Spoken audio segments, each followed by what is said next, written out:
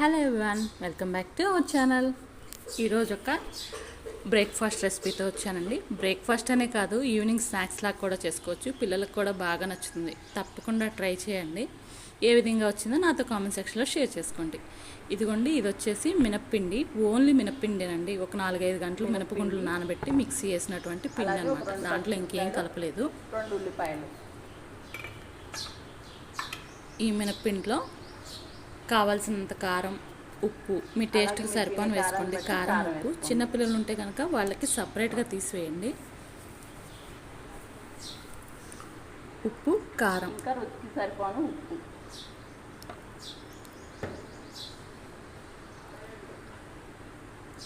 అలాగే కొంచెం జీలకర్ర కూడా వేస్తున్నా అండి.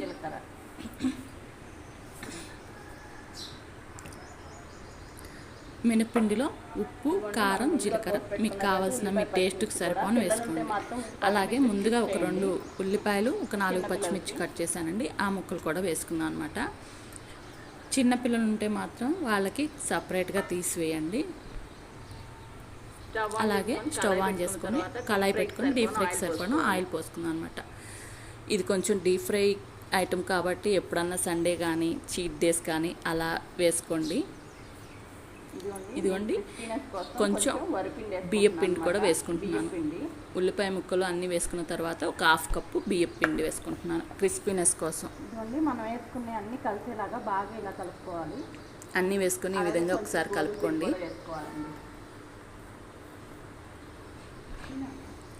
అలాగే కొంచెం గోధుమ పిండి కూడా వేసుకున్నానండి. మీకు క్రిస్పీగానే కావాలనుకుంటే అంతా బియ్యం పిండి వేసుకోవచ్చండి.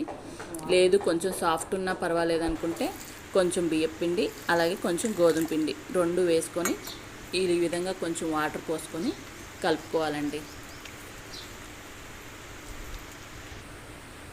ఇదిగోండి, ఈ విధంగా అంతా బాగా ఈ కన్సిస్టెన్సీ వచ్చే వరకు కలుపుకుంటే సరిపోతుంది. కలుపుకున్న తర్వాత ఒకసారి టేస్ట్ కూడా చూసుకోండి. ఉప్పు కారం అడ్జస్ట్ చేసుకోవచ్చు. ఆయిల్ వేడైందండి. ఇప్పుడు మనం కలుపుకున్న పిండి చిన్న చిన్న బోండాల్లాగా వేసుకుందాం అనమాట. చిన్నగా ఈ విధంగా బోండాల్లాగా. అలాగే ఈ పిండిలో కొంచెం పెరుగు కూడా యాడ్ చేసుకొని కలుపుకొని ఒక 1/2 అవర్ పక్కన పెట్టారనుకోండి, ఇంకా టేస్ట్ చాలా బాగుంటుంది. ఆ విధంగా కూడా తప్పకుండా ట్రై చేయండి. అలాగే మీరు కావాలనుకుంటే పిండిలో కొంచెం సోడా ఉప్పు కూడా వేయొచ్చు. నేను మాత్రం యాడ్ చేయలేదండి. వేసిన వెంటనే కలపకండి, కొంచెం సేపు ఆగిన తర్వాత కలుపుకోండి. ఈ విధంగా మంచి కలర్ వచ్చే వరకు వేయించుకోవాలన్నమాట. అన్నీ ఈవెన్గా ఒకే కలర్లో రావాలండి. కలర్ వచ్చిన తర్వాత చూసారా, అన్నీ గోల్డెన్ బ్రౌన్ కలర్ వచ్చేసాయి కదా. ఇప్పుడు తీసేసుకుందాం.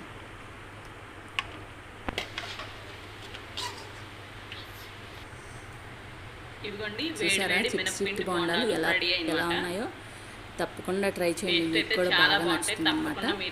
అలాగే నేను చెప్పిన విధంగా పిండిలో అన్ని వేసి కలిపేటప్పుడు పెరుగు కూడా వేసి కలుపుకొని ఒక 1/2 అవర్ పక్కన పెట్టుకోండి. ఇంకా టేస్ట్ చాలా బాగుంటుంది. తప్పకుండా ఆ విధంగా ట్రై చేయండి. ఇవి కూడా బాగున్నాయి, బట్ ఇంకా కొంచెం టేస్ట్ ఎక్కువ రావడానికి అనమాట. నేనైతే ఈవినింగ్ టైం స్నాక్స్ లాగా చేశానండి. మీరు కావాలనుకుంటే మార్నింగ్ బ్రేక్ఫాస్ట్ లాగా చేసుకోవచ్చు, ఈవినింగ్ స్నాక్స్ లాగా కూడా చేసుకోవచ్చు. ఈ బోండాల కాంబినేషన్ టమాటో పచ్చిమిర్చి పచ్చడి కానీ, కొత్త మామిడికాయ పచ్చడి కానీ, మీకు ఇష్టమైన పచ్చడితో టేస్ట్ చేయండి. కారపళ్ళు కూడా బాగుంటాయి.